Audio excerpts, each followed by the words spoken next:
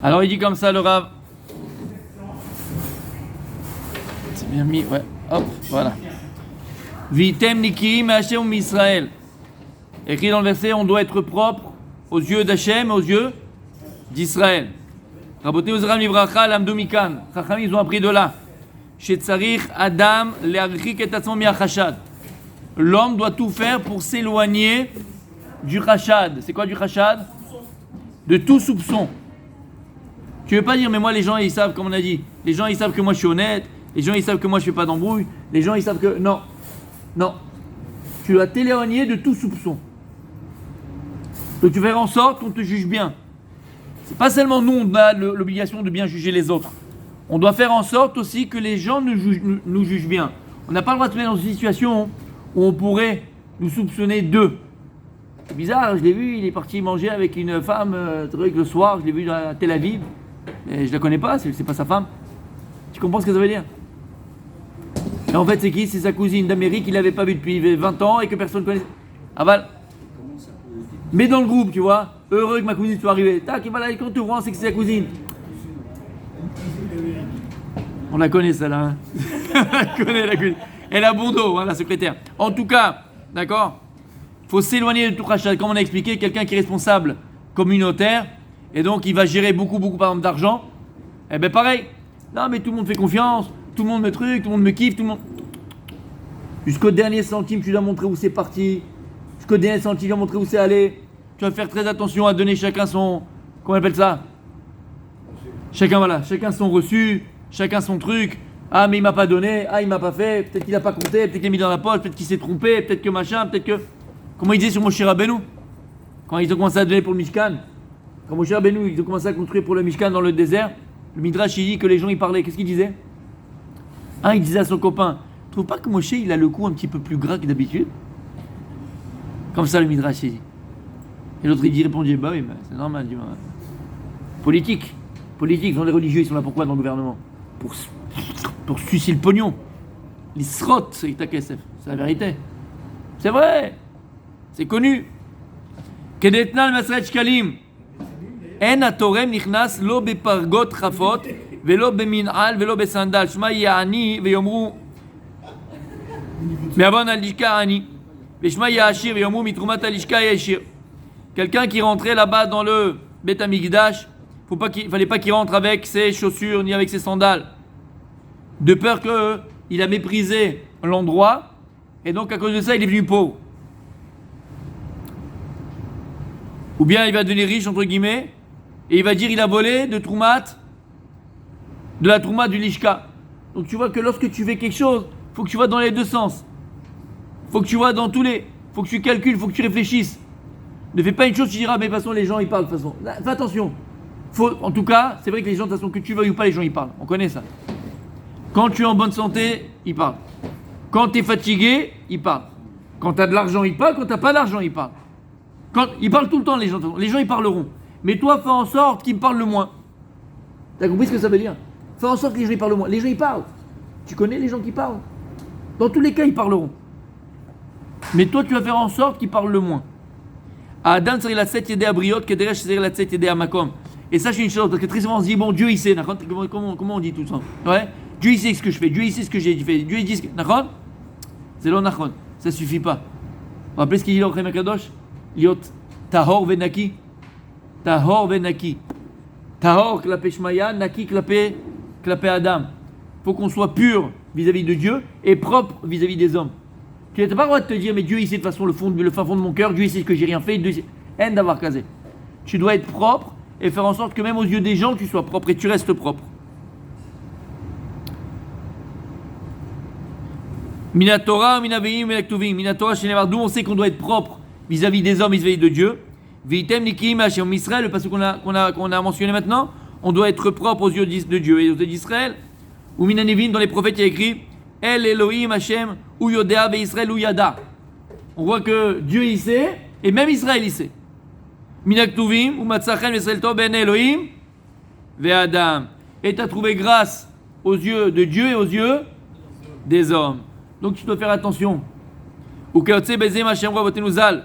Écrit dans Choulin, même Dalet Amoud, Bet. Archek mina kiou ou mina domelo. On doit s'éloigner de toute saleté. Pas saleté physique forcément, d'accord? On parle de saleté de comportement. Éloigne-toi de toute chose mauvaise. Parce que les gens, ils vont parler mal. Non, mais tu sais pourquoi je suis rentré dans cette boîte de nuit là? J'ai été chercher un copain qui était parti en vrille. Mais non, mais tu sais pourquoi? Lui, il a vu que tu es rentré là-bas, il croit que ça a été parti faire la fête tous les soirs. T'as compris ce que ça veut dire? Faut que tu. C'est l'odia. Faut faire prendre connaissance. Comment? Faut le faire savoir et de prendre connaissance, que les gens prennent connaissance de pourquoi et comment. Pour pas, s'il y a un soupçon. S'il peut avoir un soupçon de quelque chose, ça me rappelle une chose. C'était un des Shabbats qui ont été encore au gymnase. Tu te rappelles? Tu te rappelles pas? Julien, il se rappelle, Julien. Il dit, c'est qui avec la fille que Rabbi parle? Il est parti, il a fait la marche, machin et tout. C'est un tueur, c'est un tombeur. C'est qui celui-là? Oh, Brandon. D'accord? Oui, tu te rappelles ou tu te rappelles pas? Non. Mais attends, Mechila, pourquoi je te dis ça? Non, je te dis pas non parce que c'est pas ce que tu dis. Parce que voilà, même ça, tu dois enlever ce soupçon-là. Et c'est vrai. Mais toi, tu penses pas? Parce que des fois, t'as pas mais c'est pas vrai, c'est l'onachon. Ce que je viens de dire maintenant, ce qu'il dit le Rabbi ici. En fait, c'était qui cette fille-là? Comment? C'était une fille du séminaire de l'année d'avant et qui était venue donc en vacances en Israël et qui savait que j'étais à Ranana ce Shabbat-là. Elle est partie chez son oncle ou sa tante, je ne me rappelle plus, exprès pour qu'on se voit parce qu'on était très proches. C'était une fille mamache. Jusqu'à maintenant d'ailleurs, on s'appelle la Sarcelle. Tu reconnais le père? Ça va revenir. Ah, tu connais sûr. Ça va revenir. Bref, et tout ça, donc elle était venue à la synagogue exprès pour qu'on se voit, pour qu'on discute, pour qu'on parle. Véchoula, on fait la route ensemble. Après, elle a mangé à la maison. Tu vois ce que je veux te dire? Mais après, les gens, qu'est-ce qu'ils disent? C'est bizarre, hein, j'ai trouvé une petite jeune comme ça, il fait la route avec elle, copain, copine. C'est bizarre. C'est vrai, même ça, il faut faire attention. Même sur ça, il faut prévenir. Vous inquiétez pas, voilà qui sait pas. Mais tu comprends? Alors il est rentré en boîte de nuit pour ramener son copain, l'autre il croit que c'est parce qu'il est parti. Non. Aval Tsarilodia, comment t'as dit Rabbi Daniel, faut faire savoir. Ou b'maseret brachot perekaya kore, vataran chana vatoma. Lo adoni. Qu'est-ce qu'il y a écrit? Lorsque Elia Cohen, elle a pris Chana pour une shikora, parce qu'elle était là en train de shikora, pas chicorée. Ça c'est le lait à la chicorée. Shikora, c'est quoi shikora? Comment? Voilà, une ivrogne. Il a pris pour une ivrogne, pour une soule. Pourquoi? Parce qu'elle était là-bas, Shiloh. Shiloh, c'était l'endroit du premier emploi du Mishkan. Exactement. Et elle est partie prier, elle n'avait pas d'enfant. On connaît avec Elkana, on connaît toute l'histoire. Elle n'avait pas d'enfant, elle est partie prier. Et c'est on a fait ensemble. Toutes les halachot de la tfila, on l'apprend de qui? Chana, d'où on sait que lorsqu'on fait la tfila, il faut le faire à voix basse et ou pas à voix haute. De qui on apprend ça? De Chana. Il n'y avait que ses lèvres qui bougeaient. Il n'y avait que ses lèvres. Et lui, Eli à Cohen, il l'a pris pour une shikora. Parce que c'était la première fois. C'était un chidouche. Avant, les gens, ils priaient, on les entendait, ils étaient là. Que juste on bouge les lèvres comme ça, il a cru que c'était un peu une folle, Khadéchala. Qu'est-ce qu'elle a dit? On va appeler le cours de Shabbat. La question de Rashi par rapport à Korach. Qui pêche, imbécile, de rentrer comme ça. T'as vu tout ce que Moshe Rabbeinu l'a fait? Comment il a répondu? Chatou benafshotam. Ils ont fauté avec leur nefesh. Et on a dit, il a fait. Et qu'est-ce qu'il a répondu, Chana à Eli? Vaishpor. Elle a dit, je suis pas une shikora, je suis pas une sou. Je suis pas une ivrogne. Et là, Vaishpor et nafshi lachem. Vaishpor et nafshi.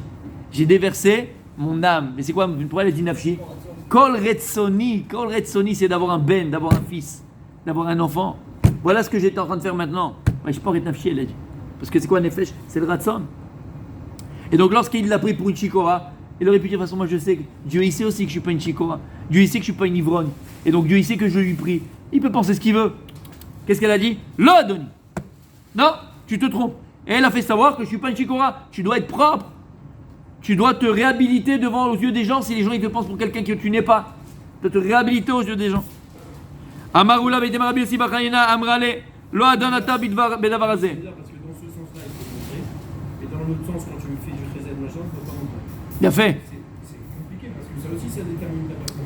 Non, la différence, mais sadique, la différence ici, pourquoi on te dit qu'ici il faut te réhabiliter aux yeux des gens? Parce que les gens ils peuvent penser que tu n'es pas une bonne personne. Alors ils te voient en train de faire l'ivrogne, on va croire que tu es une mauvaise personne. Si on te voit en train d'une boîte de nuit, en fait tu vas chercher un copain qui est là-bas en dessous, on t'a dit en train de vomir sa tête, tu vas le chercher, tu dis non mais j'ai été chercher un copain. Si tu es en train de marcher avec une jeune fille, tu dois dire, ben maître, c'est une fille du séminaire, c'est une élève à moi, tatati tatata. Tu vas le faire parce que les gens ils peuvent parler mal. Là dans le chesed, bien au contraire. Plus tu caches, on avait dit, plus tu fais en cachette, plus tu le fais. Tu ne le dévoiles pas ce que tu fais, plus elle est vraie. Parce que quand tu veux montrer tes bonnes actions, c'est tu le fais des fois pour le cabot, tu fais. Donc tu comprends la différence? Il a fait meod. Et donc elle a dit ça, elle a dit Lo adon ata bet varazé. Toi t'es un prophète, Eli Cohen t'es aussi un prophète, t'es pas un prophète, tu connais rien là. Tu t'es trompé. Ikadrme Achi amrale Lo adon ata bet varazé, lo ika shrina veruach kodesh gabecha shinata lekaf chova velenata lekaf zechut. Elle lui a dit t'as pas sur toi la shekhinah. Tu sais pourquoi? Parce que tu aurais dû me juger favorablement. Et toi tu m'as jugé, les kafrova, tu m'as méprisé, t'as mal, tu m'as soupçonné. Elle avait du répondant. Hein. Hana, elle avait du répondant. Dans la tfila qu'elle a fait à Kadosh Baruch Hu, elle avait du répondant. Si tu me donnes pas un enfant, qu'est-ce que je vais faire? Je vais aller faire la sota. Je vais aller me cacher avec un homme, je vais pas faire la vera bien sûr. On va me faire boire, et elle sera obligée de me donner un enfant parce que j'ai pas fait le péché. Elle était mamash très très. Koach hatfila, koach hadibour. Hana. Pourquoi tu m'as donné, pourquoi t'as donné un sein s'il n'y a pas pour allaiter un enfant? Elle était très. C'est bien ça, Comment? Là, non, il faut savoir comment le faire. Il faut savoir comment le faire. Elle a écrit qu'elle a dit qu'elle a payé mal là. Émet. Mais il faut savoir le faire, il faut pouvoir le faire. Faut attention. Tu parles pas à ton ami. Tu parles au maître du monde. Donc faut prendre avec des pincettes. Khana était capable de le faire, pourquoi? En vérité, Mechila. C'est quoi quelle différence? Pourquoi je dis il faut savoir le faire? C'était que du léchem chamay. Tu l'as dit. Bah, je peux pas nafshi. C'était exactement que du léchem chamay. Et bon, on n'a pas fait ce cours-là, je voulais le faire. Mais même demander un enfant, ça peut être égoïste. Elle voulait pas un enfant pour simplement mettre au monde un enfant. Elle voulait pour l'offrir à Hachem. Voilà, exactement. Quand il dit nous on peut pas. Donc nous de le faire, ça serait très dangereux parce que nous il y a beaucoup d'égoïsme, il y a un peu de moi dans ça, c'est notre. Je dis un petit peu comme ça au moins, mais c'est vrai qu'il y a beaucoup de moi en soi. Tu comprends? Elle c'était Mamash comme Mamash qu'il a dit Rabbi Julien. Les Shem Shamaim à 100%. Et il y a tout un Mahalach. Je vous dis la question. C'est un cours Bifunatmo. Je sais pas s'il fallait. Bon, on l'a pas fait cette année, peut-être on le fera une autre fois. De savoir est-ce que je peux perdre du mitzvah. D'une mitzvah. J'ai accompli une mitzvah, et malgré que j'ai accompli une mitzvah, je peux me manger une claque après. Je me mange une claque. Bien sûr. Je sais pas. Moi, si on me dit bien sûr. Quoi? Quoi? Quand tu fais du chesed, mais que tu les farsem le chesed. D'accord. C'est pas du tout. D'accord, là, t'as fait une erreur d'être mefarsem. Tu fais une mitzvah. Tu fais la mitzvah. Tu fais pas fanfaron, pas fanfaron. Tu fais une mitzvah, tu vas faire cette mitzvah-là, c'est une mitzvah que tu vas faire, mais malgré tout, tu vas perdre derrière. Tu vas te manger peut-être une claque même derrière. Mais tu as fait une mitzvah. C'est beau. C'est beau. Ah, Rabbi Denis, tu vois, c'est Giroud. C'est Giroud. Il rentre à la 90e minute, on est à 0-0, paf, 2 buts d'un coup. C'est magnifique. Hein. Ah, mon Giroud, je te jure. C'est beau. Hein. Il a fait, c'est joli. En tout cas, c'est une question Bifunatma. Et ce que je veux, c'est les preuves de la Torah. Il faut des preuves de la Torah. Bon. En tout cas, on voit que Hana, elle n'a pas eu peur de dire ce qu'elle avait dit et de se enlever du soupçon. Et on termine dit comme ça. Amar Belazar, Mikan, Lenirshad Bedavar, chez Enbo, chez Lodio. De là, on apprend que quelqu'un qu'on soupçonne, alors qu'il n'a rien fait, il doit venir et se blanchir. Et tu n'as pas le droit de dire de toute façon, ils pensent qu'ils veulent. De toute façon, tu n'as pas le droit de faire une chose pareille. Tu dois te blanchir aux yeux des gens. En d'avoir casé. Vayan Eli va yomer lechi les shalom. Et tu vois que Eli, lorsqu'il a vu son erreur, qu'est-ce qu'il a dit? Lechi les shalom. Il n'y a pas plus grande bracha, on l'a dit quoi, de shalom. Il n'y a pas plus grande bracha que le shalom. Lorsque tu bénis une personne, qu'il ait le shalom baït, tu bénis une personne qu'il ait le shalom intérieur. Lorsque tu bénis une personne de la paix intérieure, du shalom, on dit l'ora kadosh bol matzak kadosh bukli marzik bracha et la shalom. Toute la bracha que tu as et que tu dois recevoir, s'il n'y a pas le shalom, s'il n'y a pas cette paix, cette plénitude, c'est shalom. Et c'est quoi shalom? C'est quoi shalom, Rabbi Julien? Il aime bien ça. C'est quoi shalom? Shalem. S'il n'y a pas cette shlemut, s'il n'y a pas cette complémentarité, s'il n'y a pas ce complet, s'il n'y a pas cette entité. Parce qu'en réalité, c'est quoi le problème de l'anti-bracha? C'est l'anti-shalom. Pourquoi l'anti-bracha, c'est l'anti-shalom? C'est quoi le problème de l'anti-shalom? C'est quoi quand il n'y a pas de paix? Quand il n'y a pas de paix intérieure, il n'y a pas la paix dans le ménage. C'est quoi le problème? Il y a un manque, il y a une frustration. C'est quoi le problème? Quand tu te sens pas bien, quand tu n'es pas bien avec toi-même, quand tu t'en veux, quand tu te fais de la guerre. Tu les connais ceux-là? Il y a des gens qui se font la guerre. Ils se voient dans le miroir, ils ne peuvent pas se voir. Nous? C'est quoi le problème? C'est vrai, mais c'est quoi le problème? Quand il n'y a pas de shalom. C'est quoi shalom? C'est quelque chose d'entier. D'accord? Si maintenant je viens, je te donne un mot. Mais pourquoi? Mais pourquoi? Niveau tachlès, pourquoi? Si je viens maintenant et je te donne la moitié d'un billet de 500 €, t'es heureux? Non seulement t'es pas heureux, mais en plus t'as les boules. En plus t'es triste. Parce que d'un côté t'as la moitié de 500 €, mais t'as pas l'autre. Celui qui n'a pas, il a rien. Il peut espérer qu'un jour il aura les 500 €. Mais celui qui a la moitié de 500 €, qui pense avoir la moitié de 500 €, mais qui n'a pas l'autre, c'est le plus malheureux du monde. Et c'est l'histoire de l'humanité, c'est l'histoire de nos vies. On n'est jamais content de ce qu'on a. On n'est jamais shalem. Ezeu Hashir, Asame Bechelko, Bechelko. Il sait que sa part qu'il a, la shlemout qu'il a, elle lui appartient. C'est à moi. Mais le problème c'est quoi? C'est que nous on a toujours l'impression d'avoir toujours la moitié d'une chose. Je me suis marié, mais j'ai un demi-mari. Il est là, il n'est pas là. Qu'est-ce que tu veux que je fasse? Tu veux que je suis heureux avec lui? Je me suis marié, mais j'ai une demi-femme. Elle est super cuisinière, mais dans le lit c'est zéro. Mechila, mesdames. J'ai oublié que vous étiez là. Mechila. Mais je suis obligé de parler de choses. T'as compris? T'as l'impression. Mais c'est émettre ce que je te dis. On a l'impression d'avoir une moitié de femme, un moitié d'homme, un moitié de belle-mère. Bon, ça c'est pas mal. Un moitié de. D'accord? Un moitié de. Tu comprends? On a toujours l'impression qu'il nous manque. C'est ce que t'as dit, mon Tzadi. Et c'est ça le plus grand malaise. Et c'est pour ça qu'on n'a pas la bracha. Et c'est pour ça qu'on ne s'investit pas. Et c'est pour ça qu'on se plaint à chaque fois. Alors bien qu'au contraire, quand tu comprends qu'on avait dit Ezeu Hashir, c'est Malbechelko, quelle personne qui est véritablement riche, c'est la personne qui comprend que ce qu'elle a, c'est le plus adapté à elle.